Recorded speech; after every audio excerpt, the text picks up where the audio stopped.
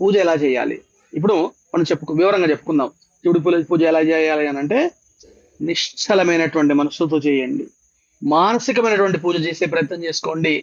ఎలాంటి అపోహలు అవసరం లేదు. శివుడికి పూజ చేసేటువంటి పూజని ఆడవాళ్ళు చేయొచ్చా, శివలింగం ముట్టుకోవచ్చు, ఏం తప్పులే. కానీ శివలింగము 12 జ్యోతిర్లింగాల్లో అందరూ ముట్టుకోవచ్చు. మరి అదే శివలింగాన్ని పక్కన ఉండేటువంటి శివాలయంలో ముట్టుకోనివారు ఎందుకు చెప్పండి? తేడా ఏమిటి? ఏదైతే జ్యోతిర్లింగం ఉందో అది ఎంత ప్రతిష్ఠితమై ఉండదు కాబట్టి అక్కడ ఎవరైనా ముట్టుకోవచ్చు. కానీ మన ఇంటి పక్కన ఉండేటువంటి శివాలయంలో ఉండేటువంటి శివలింగాన్ని ఆడవాళ్ళు ముట్టుకోవద్దు. అసలు ఎవరు ముట్టుకోవద్దు, ఆడవాళ్ళు కాదు. శివుడి ముట్టుకోవాలంటే నేను చెప్పాను కదా, నా రుద్రమర్చయేత్ అంటే అక్కడ ఉండేటువంటి బ్రాహ్మడికి కూడా అర్హత లేదు, ముట్టుకునే అర్హత. వాడు మహాన్యాసం చెప్పుకోవాలి.